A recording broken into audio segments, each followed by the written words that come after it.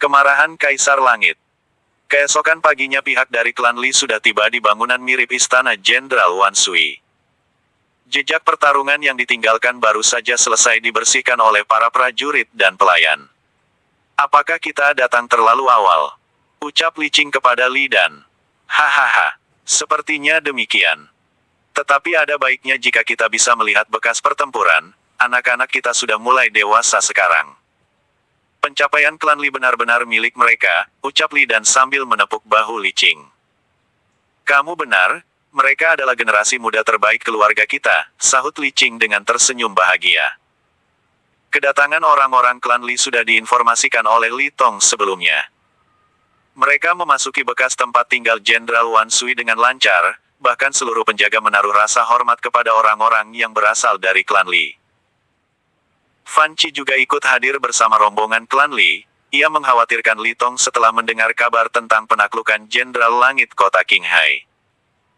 Tetapi setelah ia melihat kondisi yang sebenarnya, perasaannya mengalami perubahan. Fan Qi kini merasakan kebahagiaan. Ia dan Li Tong adalah pasangan kekasih yang baru saja direstui oleh keluarga Li Tong. Ayah, Paman. Kalian sudah tiba, ucap Li Yuan dengan senyum cerah saat menyambut kedatangan keluarganya. Bagaimana ceritanya bisa seperti ini? Tanya Li Dan dengan terburu-buru. Ada pancaran kebahagiaan di wajah Patriark Li Dan saat menatap putranya. Ia benar-benar tidak menduga jika Li Yuan berani menyinggung Kaisar Langit. Dulu prestasi leluhur klan Li adalah menjadi Jenderal Langit. Kini prestasi tersebut hampir terlampaui, ucap tetua Li Tiansu dengan senang. Semuanya ini terjadi secara kebetulan dan tidak direncanakan. Mereka mencari gara-gara dengan cara ingin membunuhku. Selebihnya aku dan Li Tong membereskan hingga ke akarnya, ujar Li Yuan merespon pertanyaan ayahnya. Aku juga akan meningkatkan pengaruh klan Li tidak hanya di Provinsi Naga Biru. Lusa aku akan pergi bersama tetua Li Tiansu menuju ibu kota Raja Wali Emas, ucap Li Yuan menyampaikan rencananya. Benarkah? Tanya Li Tiansu dengan ekspresi senang. Betul tetua, namun sepertinya di sana akan banyak masalah yang perlu diselesaikan. Setidaknya bawalah beberapa keluarga lainnya untuk menghilangkan kejenuhan tetua, ujar Li Yuan dengan sopan. Ya, kamu tenang saja, jawab tetua Li Tiansu tampak sedang berpikir. Tidak beberapa lama kemudian gubernur provinsi tiba, pada kesempatan ini Fang Yin juga datang. Setelah mendengar berita dari ayahnya, ia sangat terkejut. Li Yuan tidak menceritakan rencana besarnya ini kepada dirinya, membuatnya sedikit cemberut. Selamat datang Tuan Fang, ucap orang-orang klan Li. Tidak perlu sungkan, sebentar lagi kita akan menjadi keluarga, jawab Fang Jin sambil tersenyum lebar. Wajah Fang Yin tampak memerah, sedangkan ekspresi Li Yuan sedikit tegang. Iya benar, lihatlah anak-anak kita sudah sangat luar biasa, ucap Li Dan tanpa sungkan lagi. Tuan Fang, ada yang ingin aku bicarakan kepadamu, ucap Li Yuan dengan tenang. Baiklah jika begitu, mari kita mencari tempat yang lebih privasi, ucap Fang Jing menyetujui permintaan Li Yuan. Saat berikutnya, Li Yuan dan tokoh-tokoh klan Li menuju sebuah ruangan untuk berbicara. Sedangkan Fang Yin dan Fan Qi tidak ikut serta, ia ditemani Li Baojia berkeliling di tempat yang sangat luas ini. Di sebuah ruangan, Li Yuan dan ayahnya tengah berbisik dengan ekspresi serius. Mereka berdua membicarakan sesuatu hal yang akan disampaikan kepada gubernur provinsi. Tetua Li Tiansu juga tampak menimpali, lalu mengangguk beberapa kali. Tuan Fang, izinkan aku berbicara mewakili klan Li untuk menunjuk Paman Li Qing sebagai penanggung jawab tempat ini.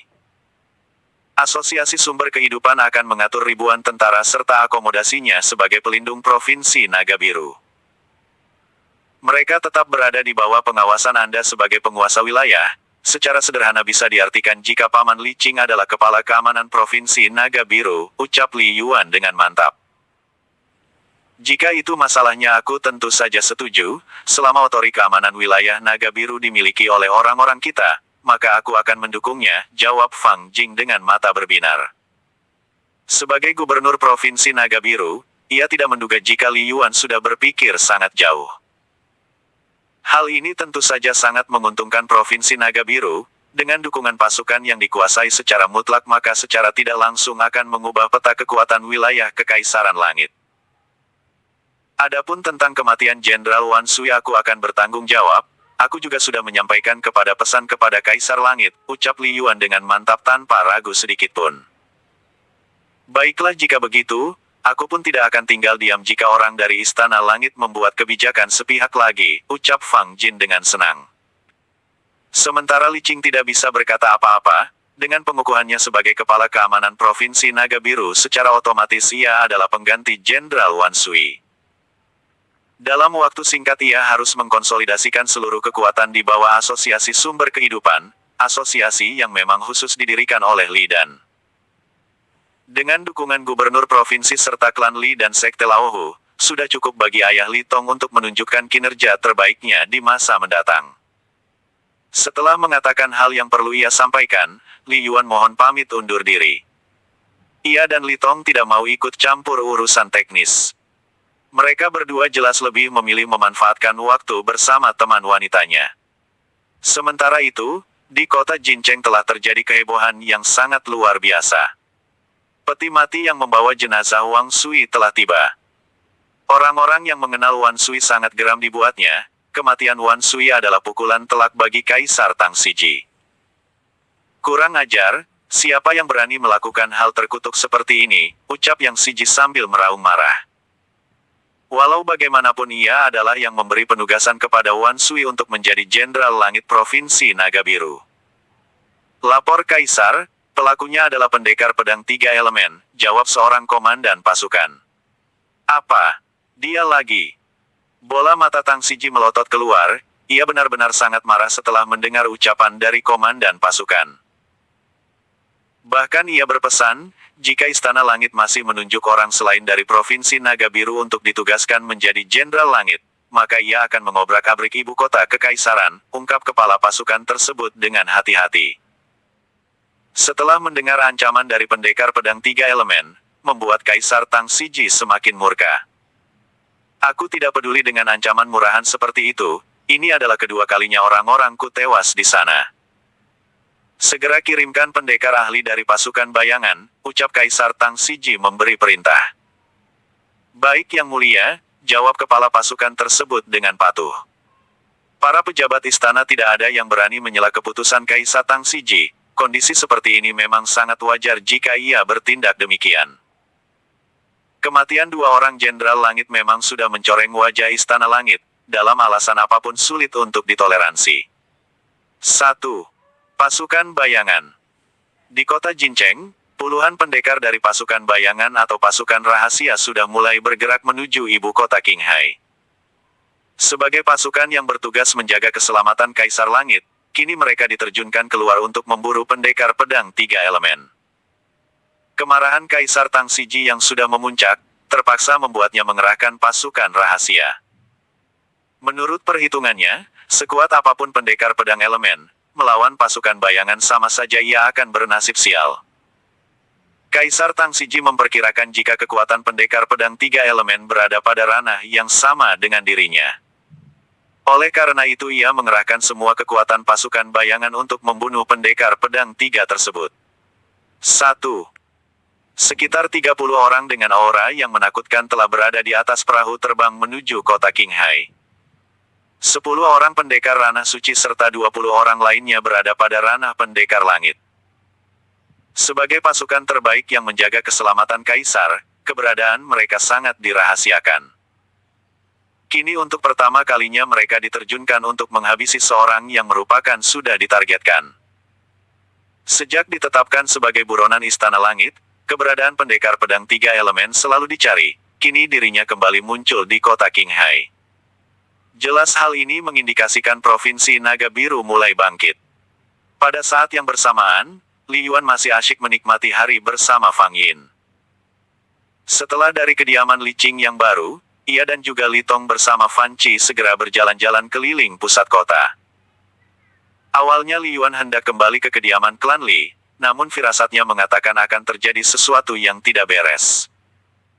Ia memutuskan untuk tetap bertahan di sekitar pusat kota untuk menantikan sesuatu yang hendak datang.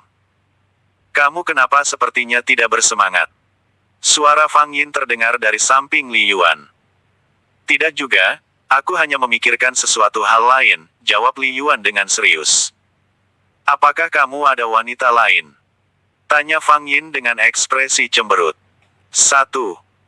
Tentu tidak ada, aku sedang memikirkan serangan balasan dari pihak Istana Langit, jawab Li Yuan dengan jujur agar Fang Yin tidak salah paham. Oh begitu. Aku percaya padamu jika kamu bisa mengatasinya dengan baik, ujar Fang Yin sambil merangkul lengan Li Yuan. Pada kali ini, Fang Yin tidak mau kehilangan waktu berharga bersama Li Yuan. Ia tahu jika Li Yuan akan segera pergi lagi, entah kapan akan kembali tentu Fang Yin tidak bisa menebaknya secara asal. Li Yuan hanya tersenyum melihat aksi Fang Yin, ia tidak melarangnya dan membiarkan Fang Yin berjalan dengan nyaman di sisinya. Dua pasang kekasih tengah berjalan dan menjadi pusat perhatian banyak pasang mata. Cuaca yang cukup cerah mengiringi langkah mereka dengan santai. Orang-orang tidak asing dengan Fang Yin, sebagai putri dari penguasa ibu kota provinsi ia dikenal dengan baik. Di alam pikirannya, Li Yuan sedang berpikir untuk mengatur siasat. Jika ada bahaya besar yang mengancam keselamatan kota Qinghai maka ia akan segera datang. Pada saat berikutnya Li Yuan sudah dapat merasakan kekuatan besar baru saja memasuki kota Qinghai. Li Tong, kamu tetaplah di sini menjaga Nona Fan dan Nona Fang.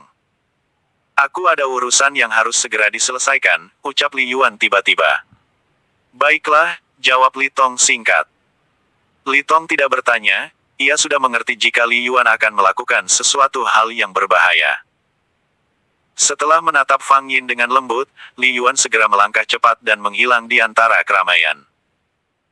Saat ini perahu terbang yang membawa orang-orang dari pasukan bayangan baru saja tiba, mereka memandang orang-orang kota Qinghai dengan ekspresi menghina. Penduduk di sini lemah-lemah. Bagaimana bisa dua orang jenderal besar tewas di tempat seperti ini, ucap salah seorang anggota pasukan bayangan.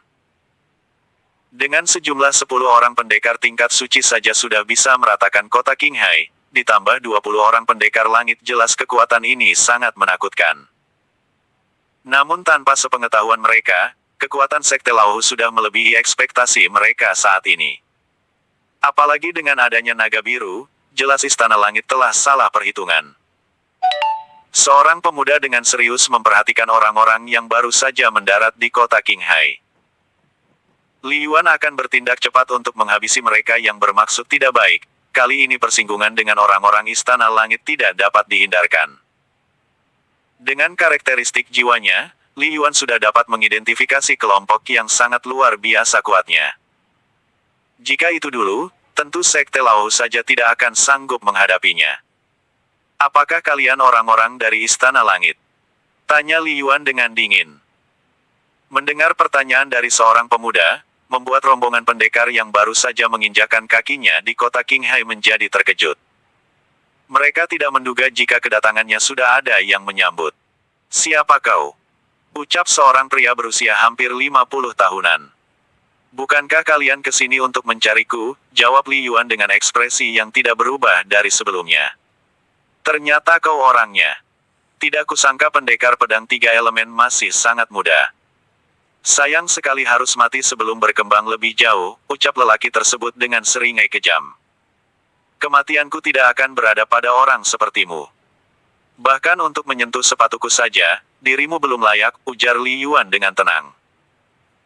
Kurang ajar, aku akan menghabisimu, ucap pria tersebut sambil melesakkan sebuah tinju ke arah Li Yuan. Gelombang energi bergerak dengan cepat, pukulan ini sangat mirip dengan apa yang pernah dilakukan oleh Wan Sui. Li Yuan hanya tersenyum tipis, ia menyaksikan orang yang menyerangnya sambil membentuk lapisan perlindungan. Krik, terdengar suara tulang patah.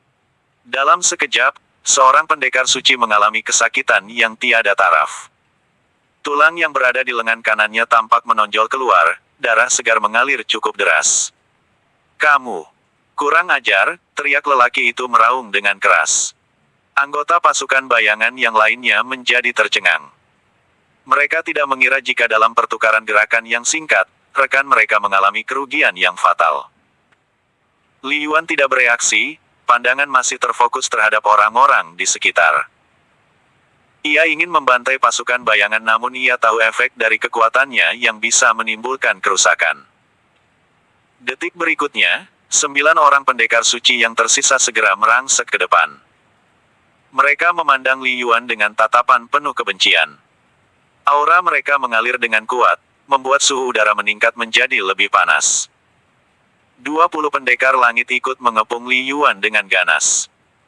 Anak muda, sebaiknya kau menyerah dan ikut kami ke Istana Langit untuk mempertanggungjawabkan perbuatanmu, ucap salah seorang perwakilan pasukan bayangan. Li Yuan tampak berpikir, ia sedang menyusun sebuah rencana. Dalam hatinya ia benar-benar merasa jengkel dengan orang-orang yang dikirim oleh Istana Langit. Baiklah jika demikian, aku akan mengikuti kalian, ucap Li Yuan dengan nada seperti orang yang mengalah. Tetua Mo Chao unjuk gigi. Pada saat yang bersamaan, para petinggi klan Li dan gubernur provinsi Fang Jing masih berada di bekas tempat tinggal Jenderal Wan Sui. Berdasarkan kecurigaan Fang Jing selama ini, mereka memeriksa gudang rahasia bersama-sama.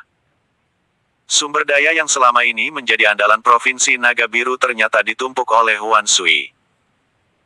Batu-batu spiritual kelas atas menggunung tinggi di gudang penyimpanan, bisa dipastikan jika ini adalah barang tambang dari kota Huanxi. Sebagai orang yang pernah tinggal di desa Bambu Kuning, kota Huanxi jelas Li dan Li Qing sangat mengenali karakteristik tambang yang dihasilkan oleh Gunung Guntur. Ini adalah batu energi yang ditambang dari pegunungan Guntur. Dari mana Jenderal Wan Sui memiliki akses terhadap batu energi ini? Ucap Li Dan dengan heran. Li Dan adalah orang yang menemukan pusat tambang tersebut, sebelum diambil alih oleh penguasa kota Huanxi dan ia mendapatkan presentase dari hasil tambang batu energi. Bahkan karena hal ini juga dirinya dipanggil kembali ke keluarga pusat untuk tinggal di kota Huanxi. Fang Jing juga tersentak kaget melihat tumpukan batu energi yang begitu banyak. Kecurigaannya selama ini kini terbukti, jika penunjukan Jenderal Langit dari Sekte Api Abadi bertujuan untuk memupuk sumber energi sekte tersebut. Sepertinya kita harus menginvestigasi orang-orang yang terlibat serta motifnya, jawab Li Qing dengan semangat. Kau memang benar, jika ada keterlibatan orang-orang Provinsi Naga Biru maka sama saja ia sudah berkhianat pada tanah airnya sendiri, sahut Fang Jing dengan penuh murka. Kemudian ketiganya menginventarisasi barang-barang yang berada di gudang harta. Kekayaan yang ditumpuk oleh Jenderal Wan Sui dan Jenderal Langit sebelumnya benar-benar luar biasa. Jika mereka menumpuk koin emas serta batangan emas, maka jumlah yang beredar di masyarakat akan semakin langka. Jika sudah langka maka nilai ekonomisnya pun mulai tinggi mencekik leher. Pada saat ini Li Yuan sedang dikerumuni oleh pasukan bayangan, setelah mau mengikuti saran mereka Li Yuan digiring menuju perahu terbang. Namun sesaat akan menjalankan rencananya Li Yuan menghubungi Tetua Mo Chao, lalu memintanya untuk datang menemuinya di stasiun perahu terbang. Tidak membutuhkan waktu yang lama, Mo Chao tiba di tempat yang dimaksud oleh tuannya. Melihat Li Yuan sedang berjalan dengan diikuti oleh beberapa orang yang misterius membuat hati Mo Chao bertanya-tanya. Ia tidak mengerti tentang maksud tuannya memanggil dirinya ke tempat ini. Dalam waktu berikutnya, Li Yuan sudah berada di atas perahu terbang yang akan menuju kota Jincheng. Tanpa menunggu lama, Tetua Mo Chao segera menyusulnya menuju perahu terbang. Tunggu, Anda mau kemana? Tanya salah seorang pasukan bayangan menghentikan langkah Tetua Mo Chao. Aku mau naik ke atas perahu terbang untuk melanjutkan perjalanan ke kota Jincheng, ucap Tetua Mo Chao memberi alasan.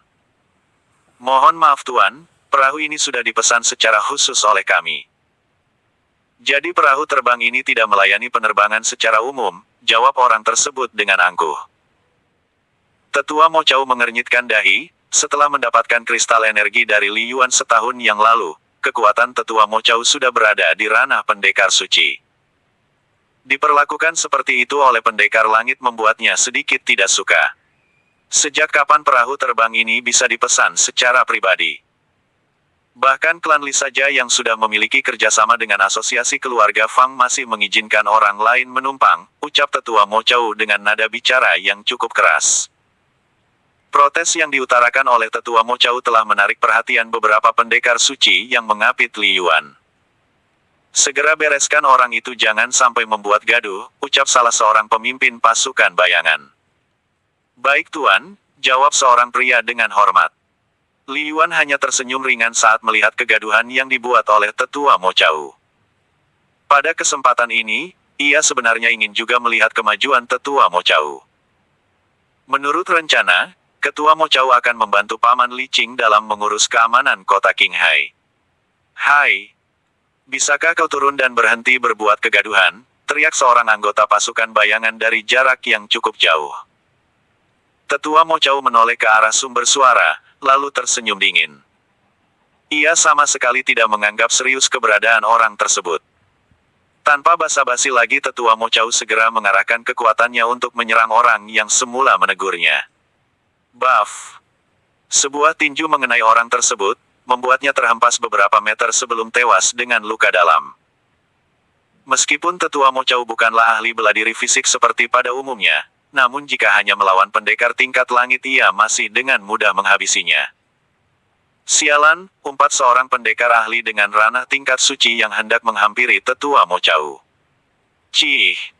Tetua Mo Chao mendengus dingin, lalu memandang tajam ke arah pendekar ahli yang hendak mendekatinya. Teknik pengekang jiwa, ucap tetua Mo Chao mengangkat sudut bibirnya dengan pelan. Dengan tenang, tetua Mo Chao mengarahkan fokus serangannya kepada beberapa orang. Selain pendekar tingkat suci yang baru saja tiba di hadapannya, masih ada 5 orang pendekar langit yang berada di dekatnya. Tiba-tiba perasaan dingin merasuki tubuh para pasukan bayangan, mereka diam dan tak bisa bergerak. Jiwa mereka seperti terikat rantai yang sangat kuat, menahan tubuh fisik mereka untuk bergerak. Di mata mereka terlihat perasaan ingin memberontak, namun semakin keras mereka mencoba, semakin sakit mereka rasakan. RGGH. Detik berikutnya wajah mereka pucat seperti kehabisan udara untuk bernafas, lalu tubuh mereka ambruk ke bawah. Teriakan beberapa pasukan bayangan mengagetkan para anggota pasukan bayangan lainnya. Hal ini membuat kewaspadaan mereka terbagi menjadi 2, yaitu mengawasi pendekar pedang 3 elemen serta seorang pria parubaya yang baru saja datang membuat kekacauan. Hati-hati, orang itu berasal dari aula jiwa, kita tidak bisa melawannya dengan mudah, ucap pemimpin pasukan bayangan memperingati anggotanya. Li Yuan sedikit mengerutkan dahi, kata aula jiwa tidak asing baginya. Beberapa hari sebelumnya Patriark Bao Xiong telah memperingatkan dirinya tentang aula jiwa. Bahkan Li Yuan kembali terusik tentang karakteristik jiwa yang dimilikinya. Dalam 2 hari ini, ia belum sempat menanyakan tentang elemen jiwa kepada ibunya. Ia dilupakan oleh beberapa urusan yang datang tiba-tiba. Biarkan aku saja yang menghadapinya, ucap pemimpin pasukan bayangan. Di pasukan bayangan sendiri hanya dirinya yang memiliki karakteristik jiwa, kekuatan mental yang dapat mempengaruhi orang lain. Sebelum bergerak maju menuju tetua Mo Chao, pemimpin pasukan bayangan berniat mengunci jiwa Li Yuan agar tidak melakukan perlawanan atau melarikan diri. Dengan cepat ia meningkatkan energi jiwanya yang berpusat di kedua bola matanya. Aula jiwa yang misterius. Pemimpin pasukan bayangan memandang Li Yuan dengan lekat, sambil meningkatkan kekuatannya ia berusaha menekan Li Yuan. Li Yuan hanya menatap dingin, tatapannya jauh menembus ke dalam mata pemimpin pasukan bayangan tersebut. Li Yuan tidak mengeluarkan auranya, dengan sedikit keahliannya ia menggunakan teknik penyegel jiwa.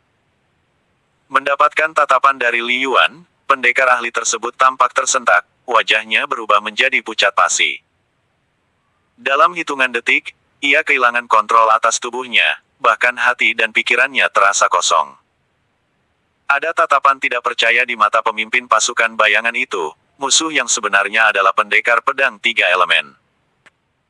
Keringat dingin sudah membasahi tubuhnya, ia ingin berkata sesuatu tetapi mulutnya terasa enggan, tenggorokannya seperti terjepit sebuah kekuatan yang sangat besar. Ia sudah tidak bisa mengontrol inderanya, bahkan jiwanya sudah sepenuhnya dikuasai oleh Li Yuan. Buff! Tiba-tiba kedua lutut pemimpin pasukan bayangan sudah jatuh ke lantai. Dalam posisi berlutut tubuhnya kini diam tak bergerak. Para pasukan bayangan menjadi tercengang melihat keadaan seperti ini, baru saja ia akan menyerang pengacau yang baru saja datang namun kini ia sudah berlutut di depan pendekar pedang 3 elemen. Di atas haluan kapal, beberapa orang memperhatikan keberadaan Li Yuan. Ada seseorang yang mengenalnya dengan baik karena mengalami pengalaman saat ia ingin menahan Li Yuan.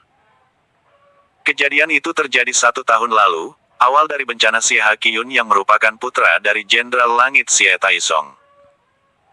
Sepertinya Tuan Muda Li memang sangat luar biasa. Nona Fang sangat beruntung bisa bersamanya, ucap pendekar ahli yang melindungi asosiasi keluarga Fang tersebut dengan bangga.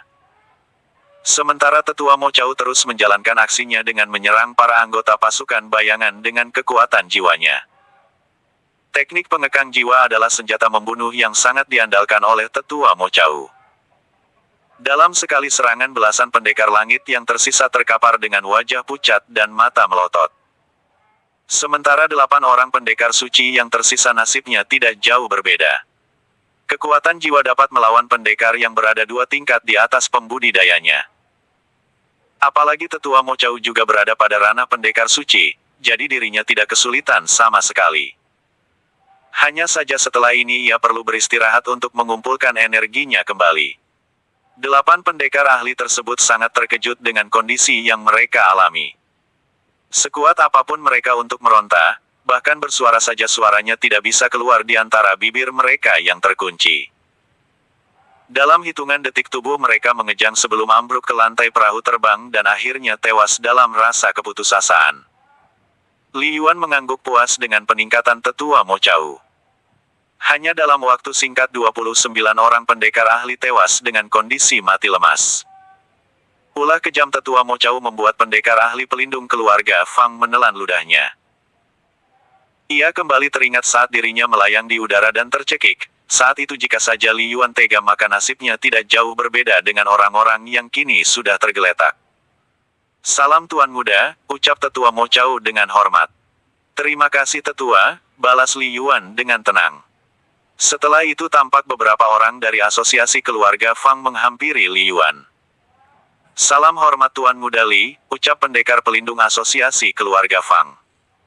Tidak usah terlalu formal. Mohon maaf aku telah membuat kegaduhan di tempat kalian, ucap Li Yuan dengan sopan. Tidak Tuan Muda, justru kami mohon maaf tidak membantu Anda saat terjadi keributan, ucap pendekar tersebut dengan perasaan tidak enak. Mereka bukanlah lawan kalian, dan juga aku memang sedang merencanakan sesuatu, jawab Li Yuan tidak mempermasalahkan. Tatapan Li Yuan kini beralih pada satu titik, di depannya ada seorang pria seumuran Tetua Mo Chao masih berlutut, membuat Li Yuan menjadi penasaran. Siapa namamu dan dari mana asalmu? Tanya Li Yuan kepada lelaki tersebut dengan menginterogasi secara langsung. Aku adalah Ying Chusan, sekaligus kakak dari Ying Kai Jenderal Besar Wilayah Phoenix Emas, kata pria paruh baya tersebut.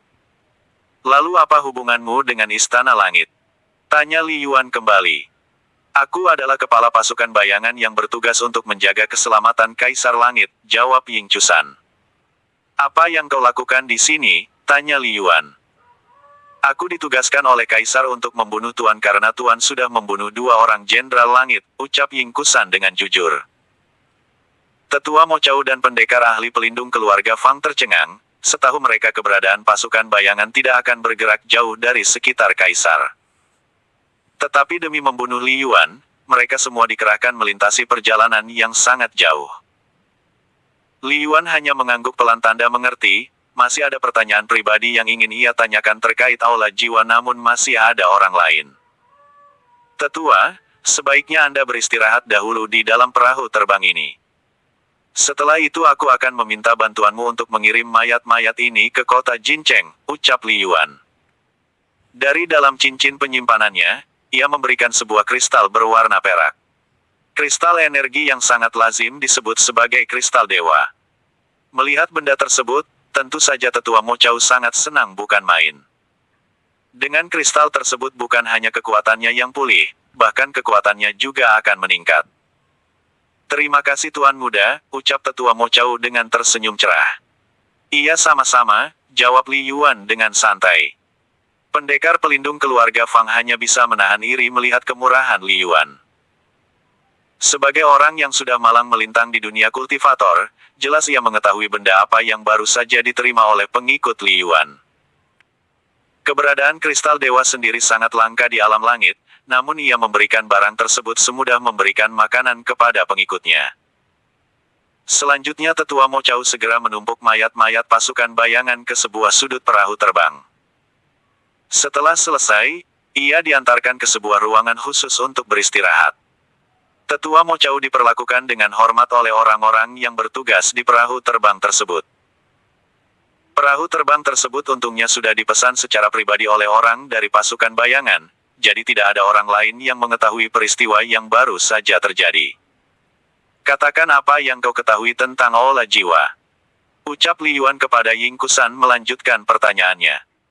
Aula Jiwa adalah kelompok rahasia, keberadaannya tidak ada yang mengetahui. Mereka bergerak sesuai dengan ketua kelompok mereka yang bernama Yao Guai, ucap Ying Kusan. Bangunlah. Mulai sekarang kau akan bekerja denganku, kau juga akan bekerja sama dengan Tetua Mo Chao menjaga Tuan Li Qing di kota ini, ucap Li Yuan memberi perintah kepada pengikut barunya. Baik Tuan, aku akan menerimanya, jawab Ying Kusan dengan patuh. Li Yuan belum puas dengan informasi yang baru saja diterima dari Ying Kusan. Namun apa yang disampaikannya selaras dengan informasi yang ia dapatkan dari ketua Sekte Laohu.